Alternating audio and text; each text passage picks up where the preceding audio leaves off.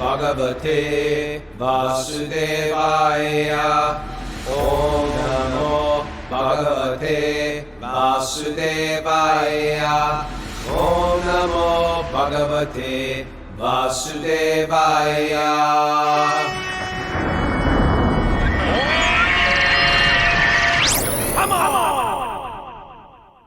Soul Farm, this is Wisdom of the Sages, the daily spiritual podcast with your host, Raghunath. And we got Miss Mara spinning the dials because Stuba is on vacation. He's just taking one day off. 1 day. It's 1 day vacation. 1 day vacation. But we have a special guest today, Radhika Prabhu. But before we get to Radhika, Miss Mara, we got some announcements. First of all, I want to give a shout out and a thank you to David Hausworth.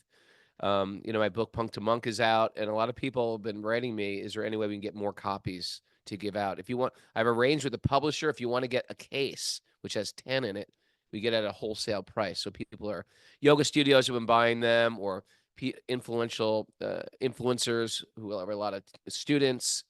And sometimes people just want to give them out as Christmas presents and talk about what they're into in a non-intense religious way. Like, here's a Bible. It's sort of like my story, and it's a little more perhaps approachable. So if you're interested, you can email me at wisdomofthesages108@gmail.com, and we'll hook that up for you.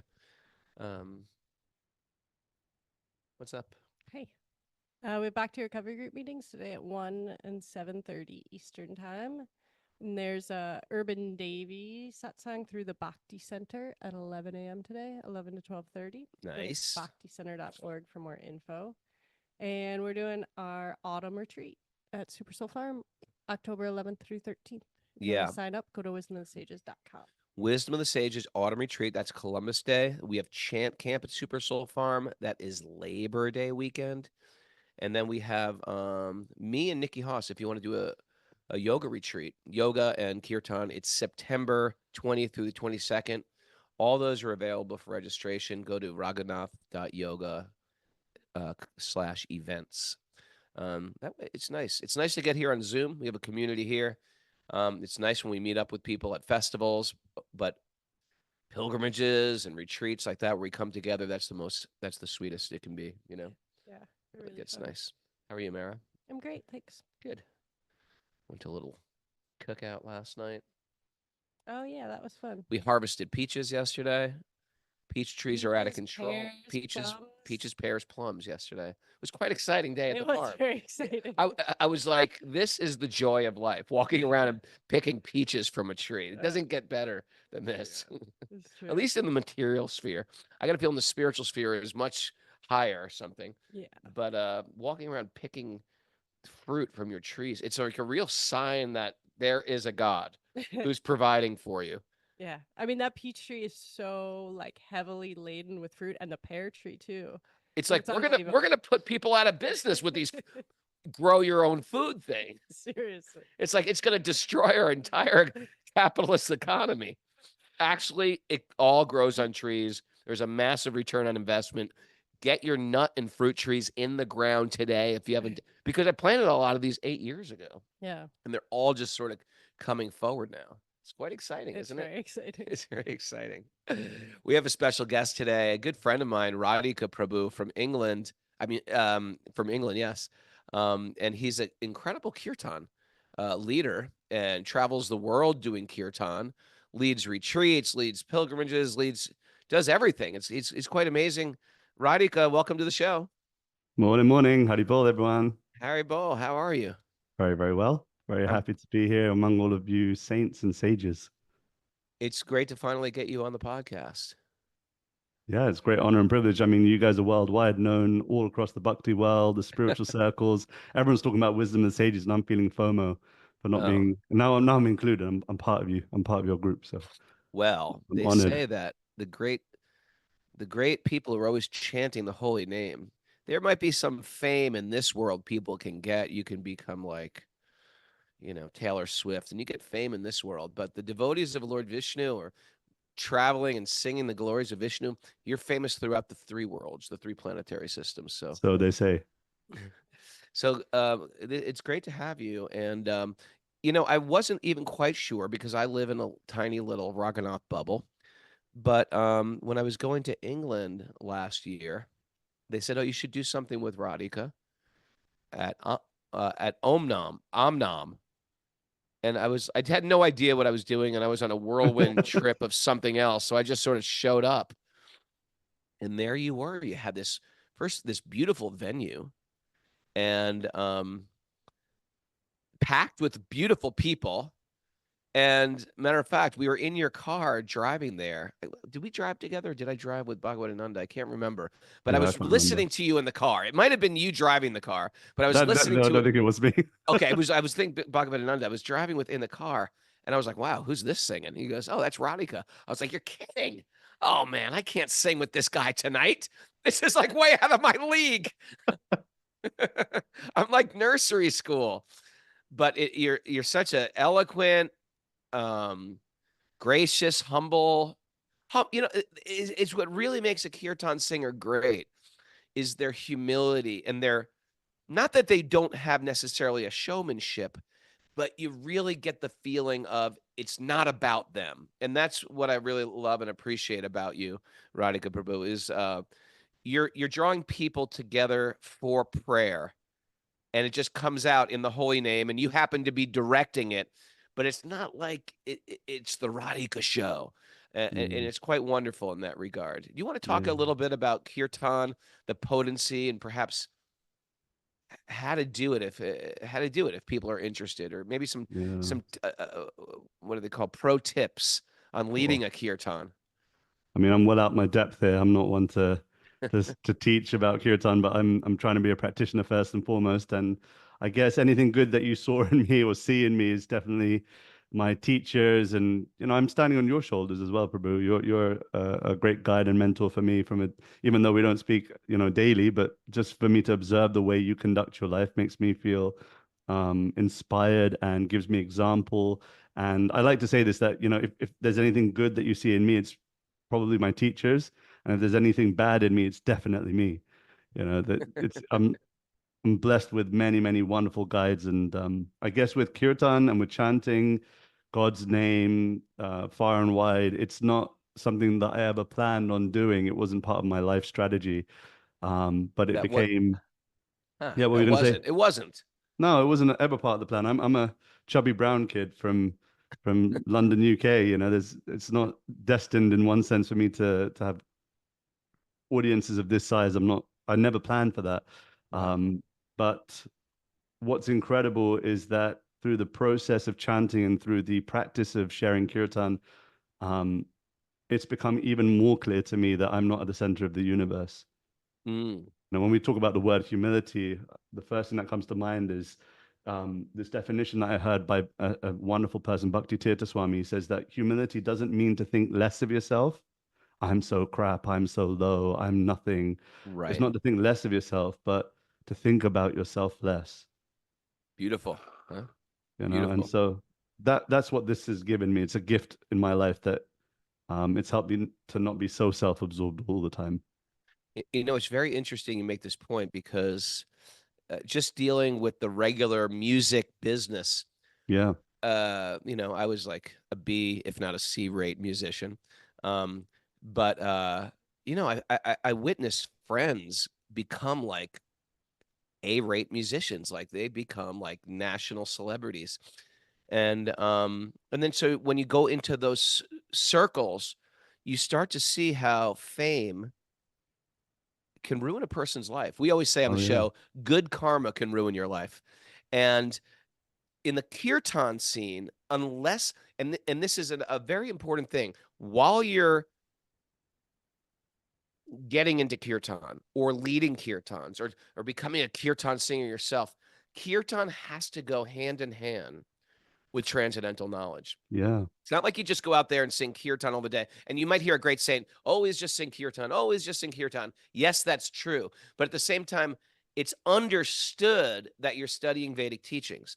Otherwise, you can be the center. You can make the kirtan, and I've seen this again and again, be all about you. And then you Yeah. get swept up in the waves of the very dangerous karma of I am the center.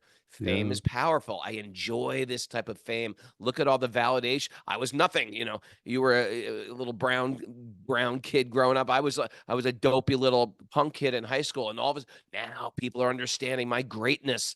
It's almost what the ego has been begging for, Right. and Right. fame comes to fulfill that illusion, and therefore make you immensely miserable. Yeah. Yeah. That's why people get famous. They need drugs, they need sex, they need all ways to divert the pain that fame has caused. It's like Yeah. it's like a child dealing with high voltage. They can't Yeah. handle that energy. So it's It's like Mother beautiful to Teresa see. says that. Mother Teresa says exactly that. She says, only to realize it was never between you and them anyway. It was always between you and God. And this Ooh, reading of the Bhagavatam, it sets such a good foundation uh, in anyone's life, but specifically for those who are looking to share chanting, because otherwise we lose the whole point of the kirtan. Kirtan means kirti, which means to glorify and praise God. mm, And so if we're not doing that, then we're inadvertently going, love me, praise me, praise me. Look at how I can sing this melody and that melody. So yeah, without the philosophy, it becomes pure sentiment. It becomes just mm, I'm feeling, but what am I feeling for? Who am I feeling for? Who am I sure. chanting this mantra? What is it all about?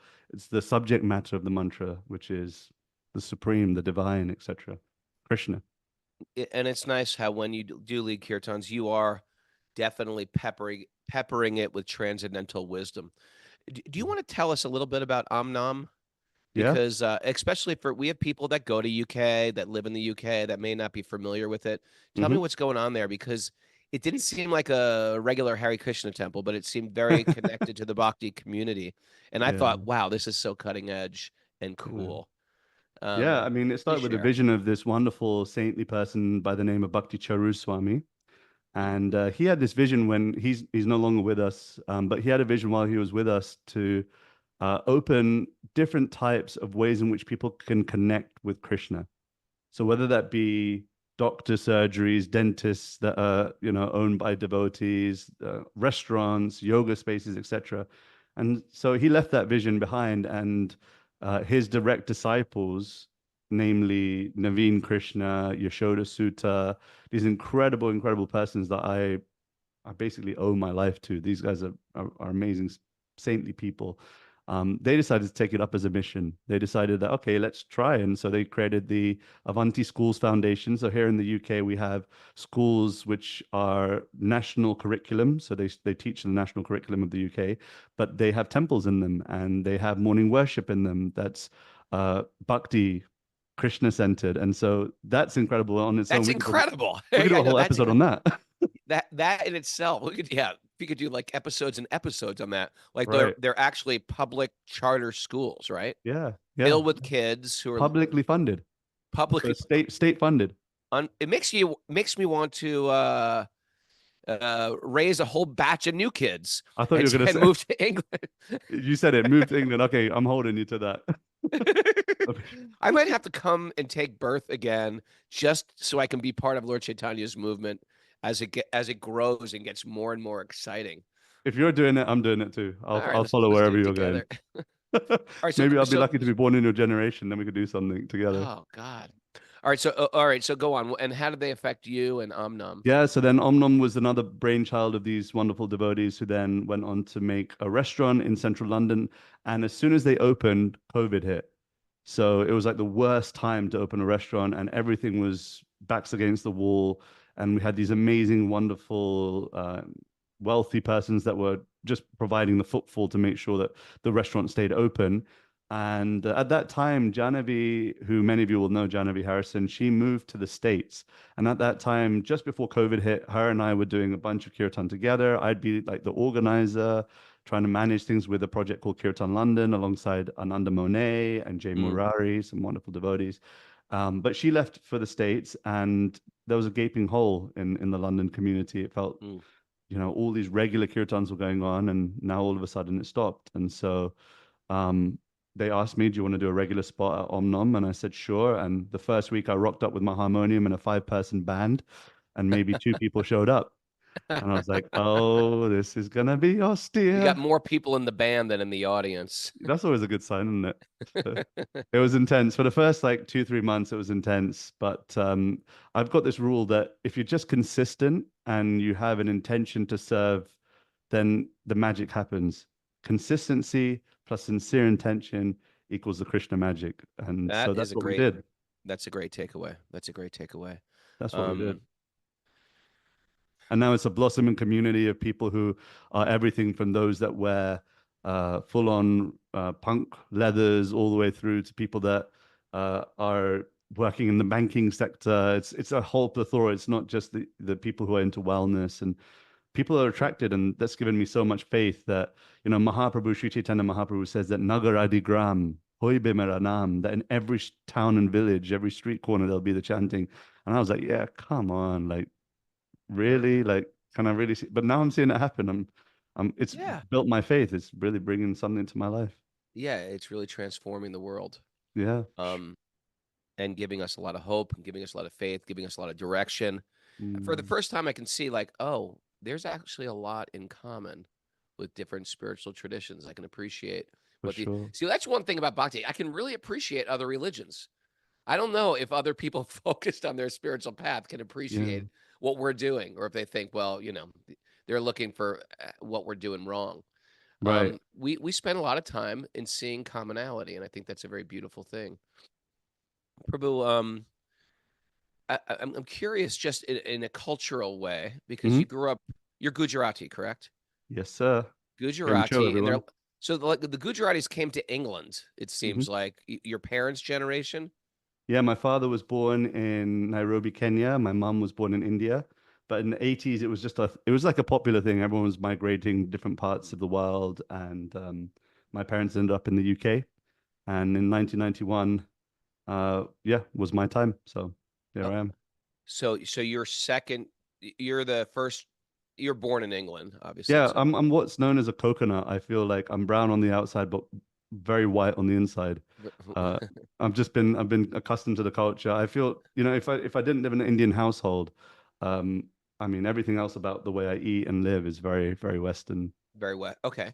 So what about your parents? Did that generation of Gujaratis coming or Indians coming, are they very religious, or were they sort of like, you know what, Yeah, we've got to make a planned move for economic development, and nothing yeah, wrong with that. But it seems yeah, like there was a big mass of like, let's move to Toronto, to New York, to London. yeah. um, did you get your spirituality from them, will you say, or did It's you funny give that, it to them, or did they yeah. just tolerate you? Yeah, that's a good point. I mean, my mum's religious and has always been. By religious, I mean she had a ritual for every day of the week and fasting Yeah. on, like it was just part of the thing. My dad, on the other hand, wasn't so much interested. He had a little affection for Hanuman and a little affection for Lord Ram, but I think it was just family oriented. It wasn't a practiced bhakti. It was just cultural bhakti, so to say. Mm. And then in 2007, I got invited on a youth trip, a youth bhakti trip. And yeah, there I was just trying to figure out what this whole thing was. My parents had shipped me off and told me that it was going to be good for me. And I got charmed into it by a bunch of monks. And I thought, okay, let's give this a go.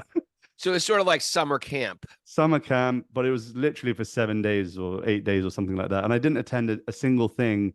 But on the last day, I decided, all right, I'll give this a go. I'll sit in the temple room and sing a little Hare Krishna with these people.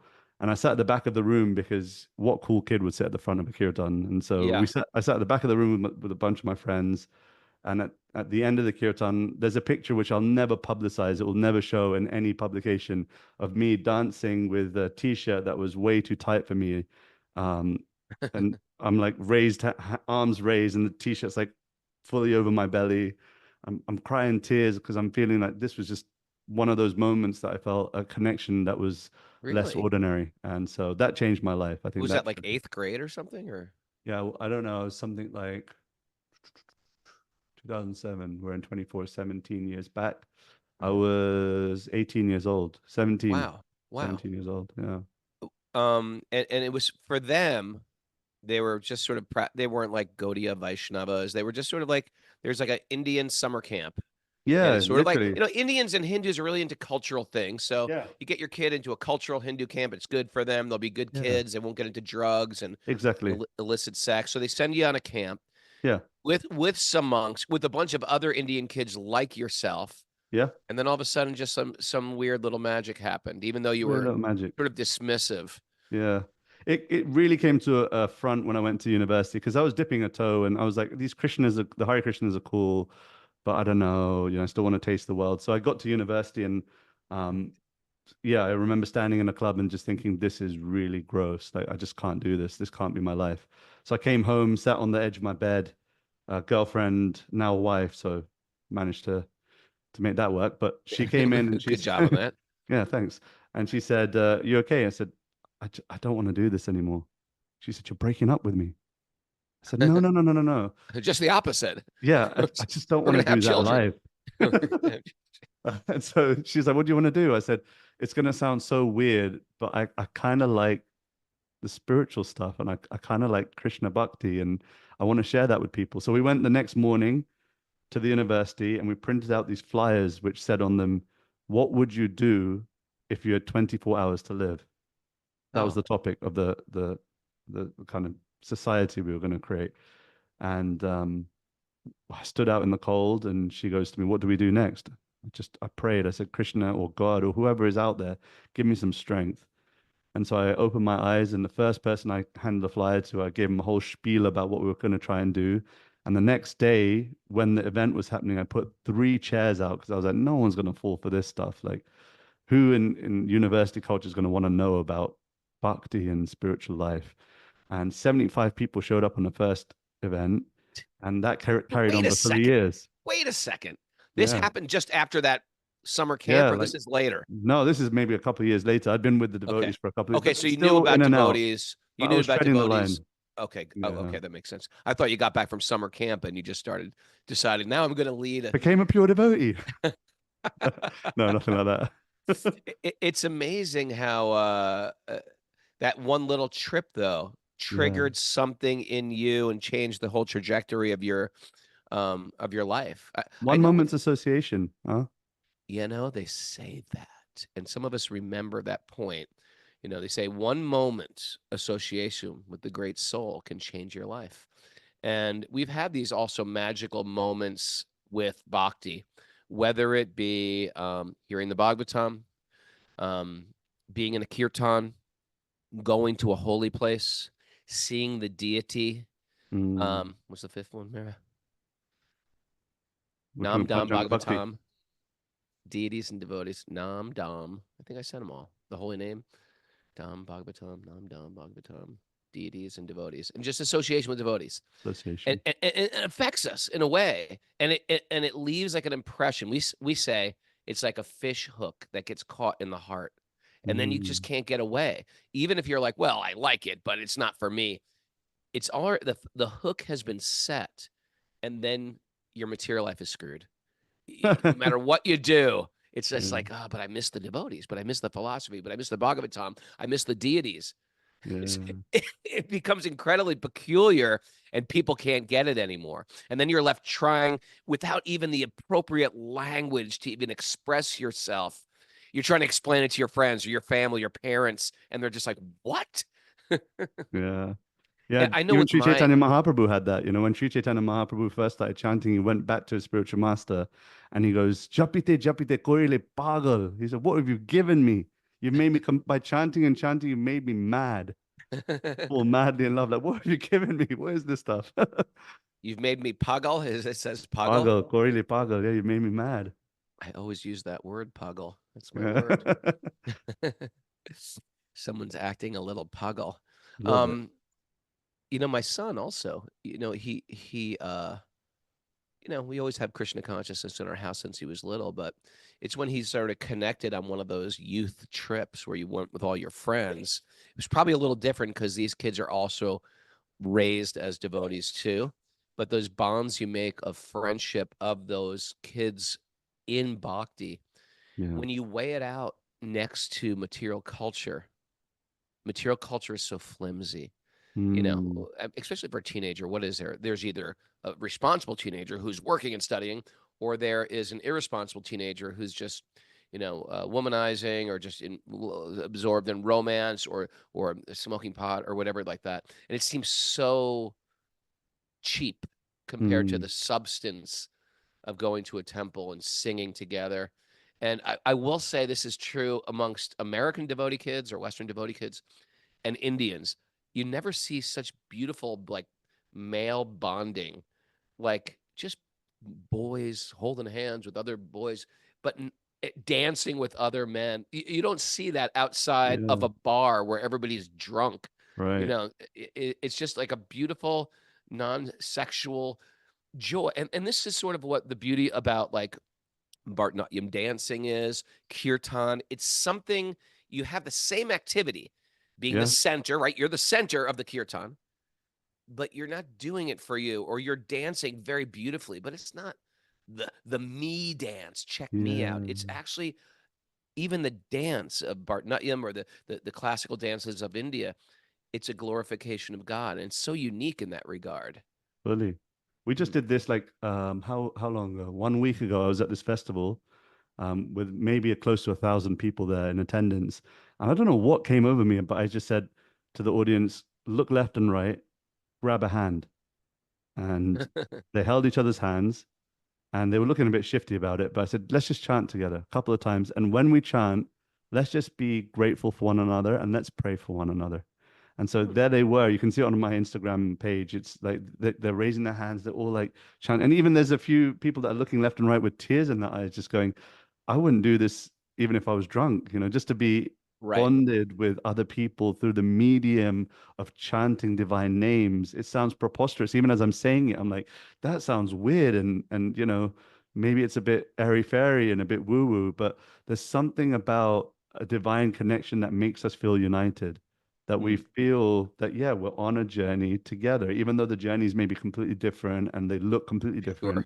There's something that unites us. And that obviously we understand as being the Krishna factor, that deep down within, we all feel the super soul. We feel there's something inside that's very much similar and familiar with one another. The Krishna effect. The Krishna effect. I like that. Yeah. Mara, or maybe Radhika, why don't you put the best way people can follow you on Instagram or social media? Just put it on the Uh, board sure. quickly. And I just want to also share that there's something about like, okay, I'm in a yoga class and my teacher's chanting, so I'm just sort of going to quietly respond. And then I sort of like the chanting a little, so I go to a kirtan and I sit there and the singer's singing, but I'm going to quietly respond or even loudly respond. There's another thing when you sort of hold hands with a person. That's sort of like it's a little bit more someone's in my space, I'm in their space. Right. I'm becoming a little bit more public. And then there's a thing where you dance, and that's another thing where it's sort of like, all right, this is going somewhere else. And then sometimes I've had people, I was like, okay, you guys really like this? We're gonna walk up the street and do this. And then it's like, what? It's like you're going up the street or you're sitting down in a park Yeah. and you're all singing together. Yeah. And it's just like layers of ego are just shedding right in front of you. Completely. It's the most powerful thing. We do it when we go on pilgrimage in India. And I think a lot of people have maybe even never been in a public kirtan, but they like kirtan or they like us or they have faith in the holy name a little bit. And so then we go to holy cities and we just sit down in a temple Wow. and or on the streets or in the bank of the Ganga, and we just start singing. And the reaction of Indians in holy places, they're just like loving it. They're so like validating what we're doing, and they're thinking, Mm. yeah, this is a holy place. This is what you do in a holy place. You come Mm. here and sing. And it's such it feels so good for the people doing it. You could just see the joy on their face when there's something about doing it publicly. That Nagar Sankirtan, Mm. public singing, is the it's so weird that that is the form of self-realization. Yeah, that's what it is. Yeah. You can actually feel your ego melt. Yeah. You just realize that um first and foremost, it's exactly that you said, the ego melting, and you feel, well, it was always between me and God anyway. So people Mm. don't really, you realize how little people actually care about what you're doing. I think we live in a world where we think so much about what will people say that it kills all our dreams. And I think if we can just let that go a little bit, like I don't care what people think all the time, Yeah. and just maybe once a week do something that doesn't involve what other people think, then I think we can live such a liberated life. Even if it's not Krishna conscious, if someone's just looking for a little bit of liberation and a little bit of peace of mind, then just start Yeah. by doing something that you don't care what other people are going to think about. And Yes. then beyond that, to then go out and give without knowing, even sometimes you're giving people an opportunity to connect with this sound vibration.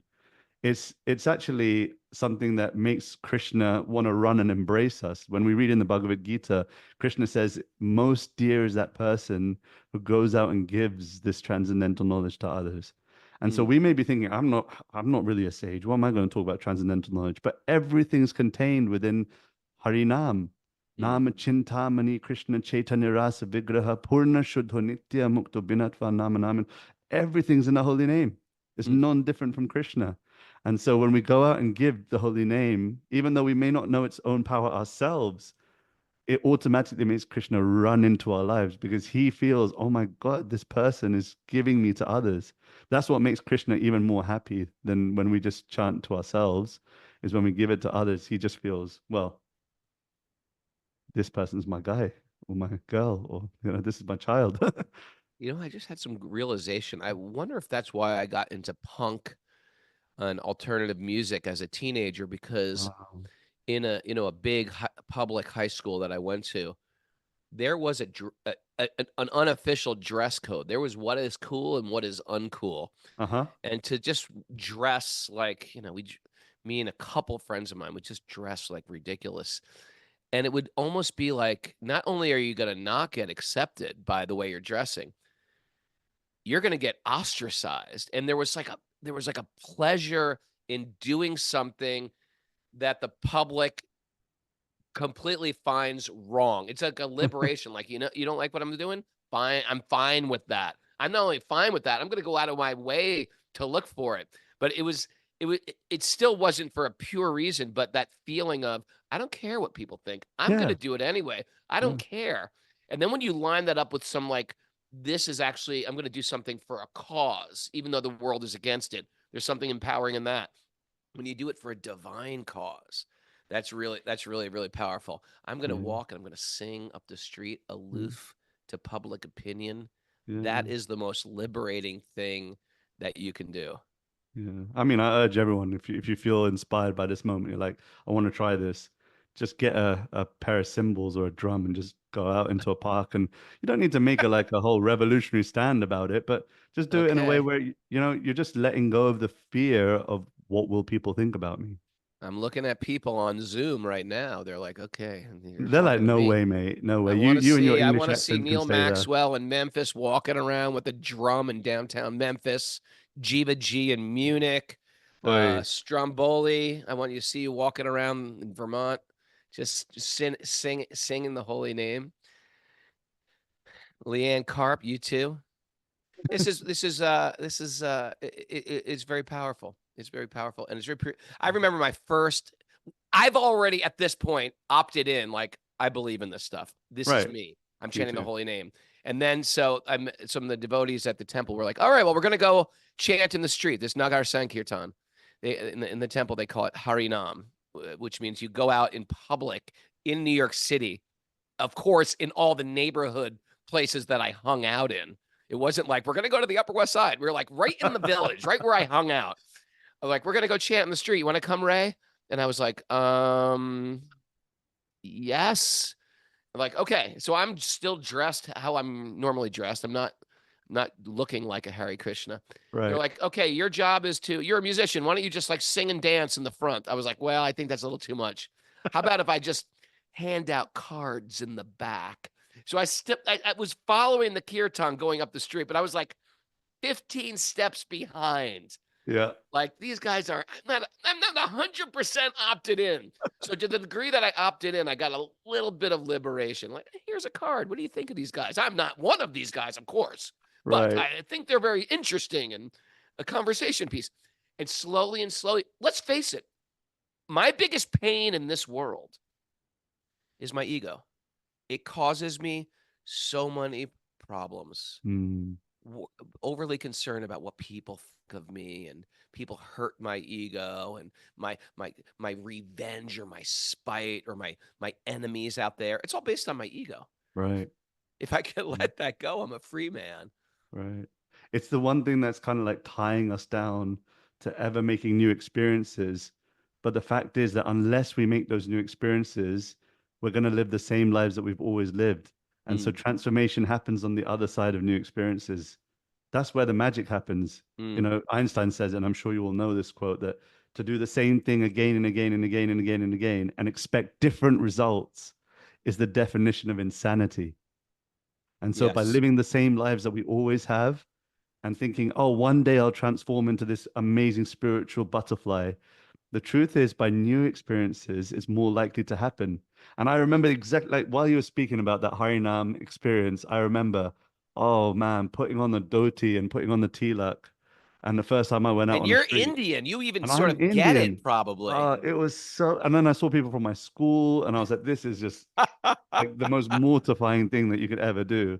But I Mortifying. remember, but now looking back on that experience has given me so much what I like to call Krishna confidence, Ooh. because living those experiences and then realizing no one, see, initially when you're young, and I don't know if this is true, but this is a quote that I remember hearing. Initially, when we're young, we care so much what people think about us. And That's all then, we're about. right. And then after some time, you realize that you don't care what people think about you. And finally, you come to the conclusion that no one was thinking about you in the first place because everyone's so self-absorbed that they're thinking about It- themselves. And so and that kind of that realization came about like, you know, maybe a few years after I started chanting and being more public about it. And it gave me so much Krishna confidence. I was like, it, like I said with that Mother Teresa quote, it was never between me and them anyway.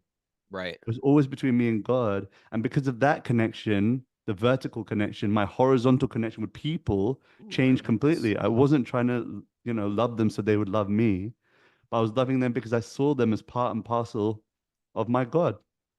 Mm, I love that. Transcendental this is. I love this podcast. You know, I think there's even a higher point to that, which is, how did you say it? You said, I don't care what, people think about me, or they said, well, how about what Krishna thinks of me? What does Whoa. then you go to like, what does Krishna, like sometimes I'll be like, oh, I don't have my tilak, like no one's home in my house. I'm not going anywhere. I live on a farm. But sometimes it's like, I want to put my tilak on because I'm about to do my puja, and I forgot my tilak, and I want Krishna to see me this morning Wow. with Wow. tilak on. I want him to know I'm his. So when you get to think like I'm dressing for Krishna, or I'm going to the temple, not to look sexy or cool or hot, or people will like my new bundee I'm wearing.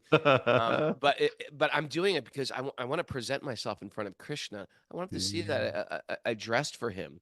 And whenever or that I'm cooking, even though I like the food I'm cooking, I'm actually really cooking this for you, Krishna. Wow. When we can do it with that type of, that's the real ego. There's a false ego. That's like, look at, check out my cool hair, check out my cool beard, check out my cool, singing. But when I can do it for the real ego, which is I'm actually part of God, Yeah. and I Yeah. forgot, and now I'm remembering, and I'm going to do this for Krishna today.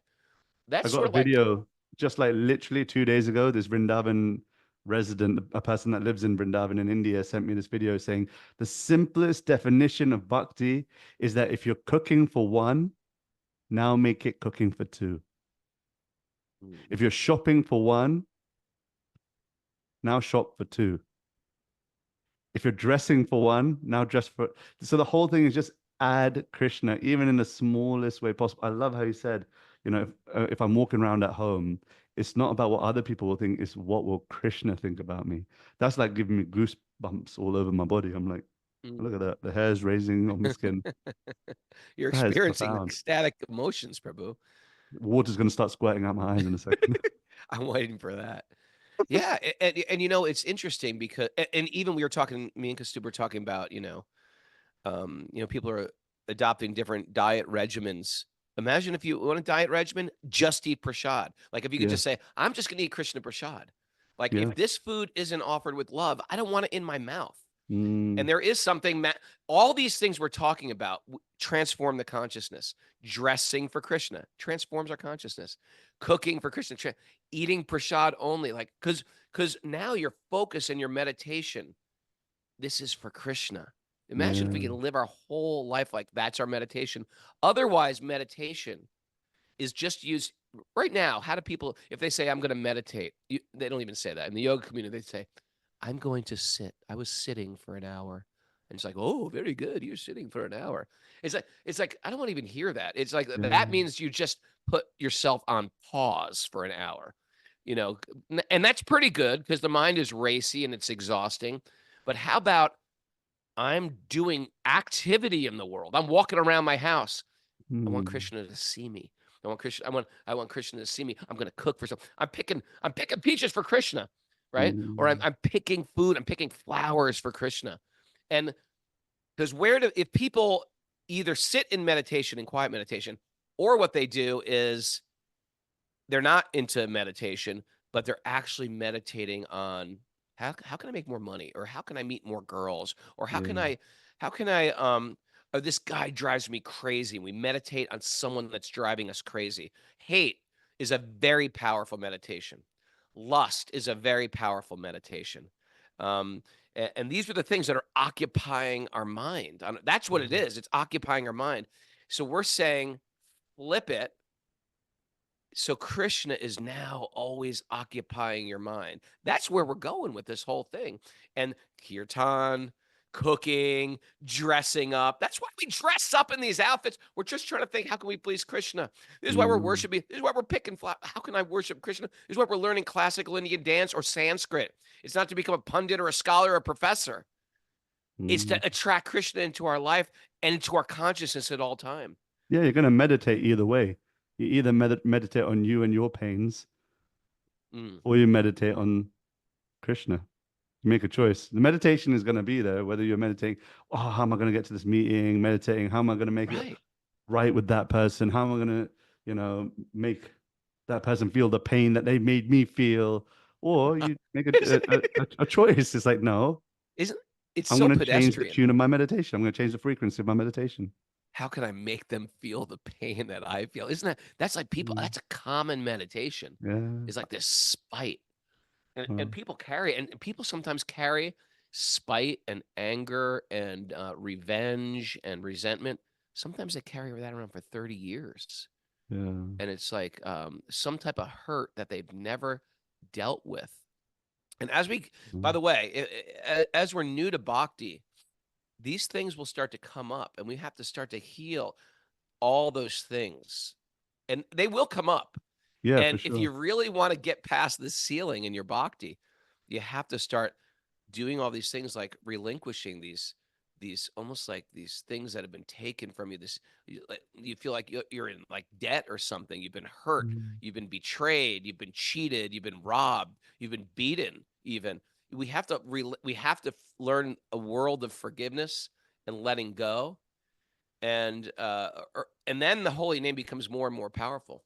Yeah, I mean, even on retreats with I do like annual and international India retreats and this and that. Nothing compared to what Raghunath's doing, but I'm doing my part in whatever way. Hare Krishna. And people come on those retreats, they see the videos and they go, "Oh my God, this looks flipping amazing! Like I need to be on one of your retreats." And I Yeah, just warn them, I'm like, "Please come, but let me tell you, it's not a holiday like sitting on a resort.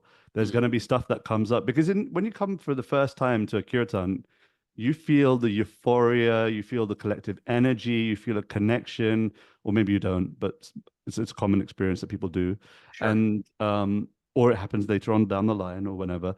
But when you absorb yourself for 7 days in a spiritual atmosphere, all the stuff that you pushed under the carpet starts popping up. Like I take people to Vrindavan, and after 2 days, people are like, "Get me out of here!" Like Right. this is intense. Like it's bringing up all this trauma for me. It's starting to bring up all these thoughts that I never thought were there, and I'm telling them, don't run away from it. I'm not saying you need to face it right now, but just write it down and at least know that I'm not perfect. I've got work to do, and in that recognition that I'm not everything and I'm not the Almighty, I'm not God, in that recognition that I've got work to do, humility arises. And when humility arises, it's easier to reach out for help, to reach out. Oh, my Krishna, please help me. Please save me. Please guide me. Please give me strength. Please help me face my inner demons. I'm looking around on the Zoom board right now with a bunch of people that have been on pilgrimage with me, and it is like that. Pilgrimage is hot. It's like cooking. It's boiling, and things are rising to the top. It's not, you see a picture and someone's singing and someone dancing in a beautiful edifice of a temple or a holy river. It's not backpacking. It's not tourism. It is like the deepest therapy you can go through, because it will raise all your, that's what self-realization is. You've got all the false self stuff comes to the surface. My first pilgrimage that I went on myself as a 22-year-old, it was like the universe was holding a mirror in front of my face and saying, see the ugly thing that you were identifying with? See Right. all the ugliness you were pretending to be ugly. You're beautiful, but you're not only that, you're leaning into your ugliness. You're trying to show your ugliness. It's not even you. Right. And it makes you, and you realize you're just using that false ego to impress people, to manipulate people. And I was just like, it was so heartbreaking, because this is all I know. This fake identity is all I know. And so the pilgrimage forces that to the surface. If Yeah. you're sincere and you're just not there, if you're actually going to pilgrimage with that consciousness, I want to transform. And it's almost guaranteed. Like you It's walk almost away. guaranteed. Like I think there's been I've done maybe how many? Close to 15, 20 retreats now. And each and every single time, people go away feeling this light weight on their shoulders and eyes that are clearly gleaming because they've seen something, they've seen the bigger picture. Sure. And that's not only amazing for them, but it's also faith affirming for me to go, damn, this process works. Because you can get into like I can easily get into automatic mode, Hare Krishna, Hare Rama, go no drama, and go on a pilgrimage and travel the world, and but just seeing the effect of these divine names on other people's hearts and seeing the effect of the process on other people, it's almost what I live for nowadays. It's Yeah. it's brought me so much joy, and also made me appreciate Krishna so much. That people that have been through some intense stuff in their life find going to Vrindavan better than being on the Bahamas, and that's For sure. that's Sometimes when everything's very smooth and wrinkle free, like the Bahamas, sometimes there is no impetus to go inside and dig deeper. It's almost like a way to stick your head in the sand. Like, everything's good. right, It's peaceful. right, Everything's fine. The water's perfect. When you get the Brindavan effect, it just stirs up everything. yeah, And you can't even quite explain it, but if you've been there, you know it. You almost start to lose your mind a little bit. yeah, And I think it's safe to say, we haven't spent that much time together, but there's people who really transform. And then there's people who are like, I can't do this. And they yeah, just yeah. disappear. They I've walk had that away from happen. the pilgrimage, I've had right? that happen. And they just go, I can't do this. And I find that places like Vrindavan, I can't say like Vrindavan because there's nothing like Vrindavan, but when I've had people just get to this point where they go, I have to go home. It's Yeah, right before we're about to go to Vrindavan, and they're like, I yeah, have to go home. Something right, came up. And it's either like Radha and Krishna won't let them in, or there's something so big they can't confront it, and they just have to go back and live in a world of Maya until either they're ready or to perhaps bury themselves for lifetimes more. yeah. And And that's that's what it okay. is. We We're can't living save. in. Go We're ahead. not here to save everyone, and I guess in one sense, we have to learn how to fly our own planes. There's a quote by Srila Prabhupada that talks about this, that the spiritual teachers are there to help us learn how to fly, but at one point or another, we're going to have to acknowledge that we need to fly our own planes, Sure. because, Sure. the door of the inevitable time is coming where all of us are going to have to pass through that gate. And as much as we've got the support of others, no one's going to be able to walk us there we're going to have to walk a little bit alone. And it's not about loneliness, don't get me wrong. It's about learning how to live in solitude also. I think we live in an age where we now have this phenomenon known as crowded loneliness, or we're Mhm. surrounded constantly by thousands of people and an Instagram and constantly, oh, I need to eat lunch with someone. It was, I had this weird experience recently where I went for lunch by myself. Yeah, And what are you, a psychopath? right, it was weird. People even looking at me like, and I didn't want to be on my phone. Often the case is when I'm on my own, I'm like, let me just do a little scroll, let me just see what's going on in the world. But I thought, you know what? This lunch, I'm gonna taste the food. I'm not Yeah. gonna, I'm Like not we gonna, used to eat in the old days. right. Just go to a So I coffee just put my shop and phone get to a one side. coffee and just sit there and drink a coffee. I look like a Nowadays, if you're psychopath. I'm sure I look like a psycho, I'm sure. But the point is that I wanted to experience what it's like to be by myself. Because if we can't live or Mm. learn to live by ourselves, we're in the worst company at all times, Oh, I love that. you know? It's funny. We have these what do they call them? Like there are these retreats where you're like no cell phones. Oh, digital A detox. digital detox retreat. Oh, It's like damn. you mean Those the are way scary. everyone lived everywhere all the time. You have to have a special sexy name for it, just so people. A digital detox retreat. Yeah. No, but Uh, we can't save everyone, and we have to learn how to fly our own planes I because, like you I know, like this a lot. Fly your own plane, and because sometimes we part of a devotional community, and some people live around a temple or the bhakti center, or you have an ashram around you, and I never had that in my post ashram life. I always lived sort of away from devotees. And hmm, then if you want to become serious about being a devotee, you have to figure out how. And a lot of people listening, like, I don't know, I heard your podcast through Joe Rogan, and I live in the middle of nowhere. And so, in one sense, it's harder. hmm, In another sense, if you want it, you got to yeah, just go for it. And you have to create your ashram in your own house. And if you say, well, my hmm, whole family's not into it, then you got to create an ashram within that, almost like secretly within hmm, your house.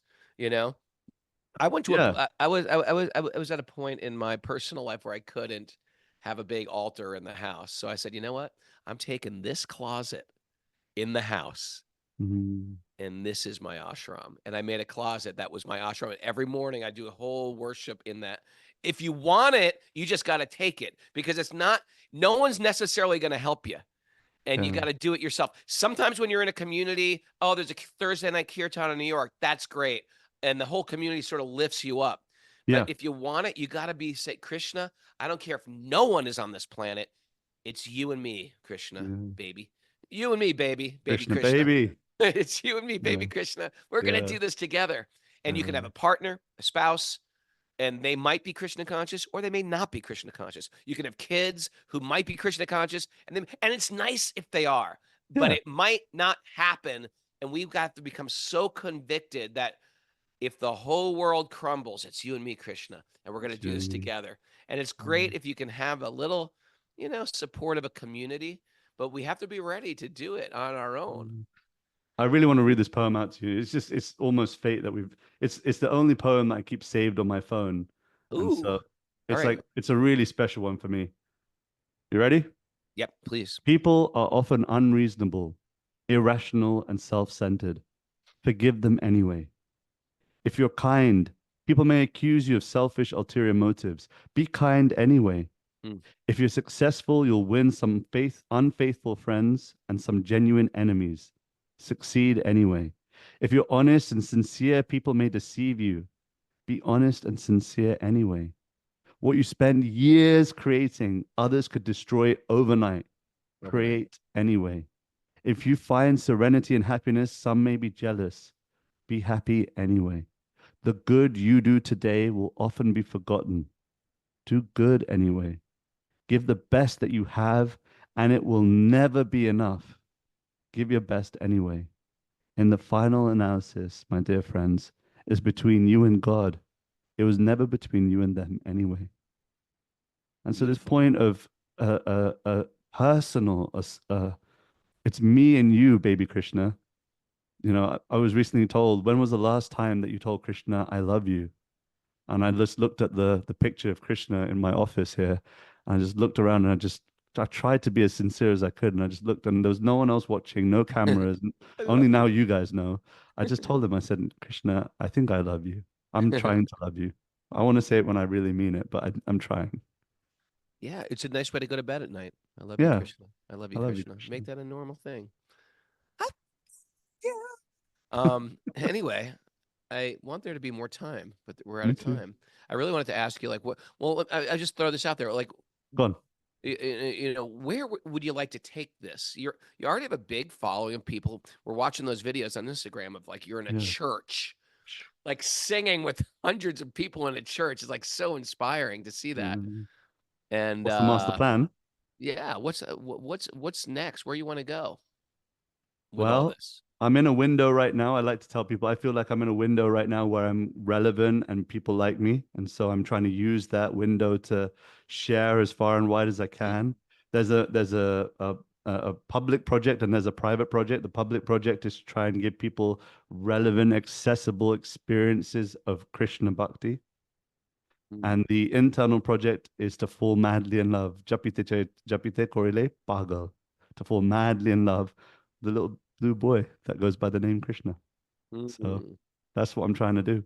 It's you and me, baby. That's You my and me, newest. babes. That's my new that's my mantra of the day. It's you and me, baby.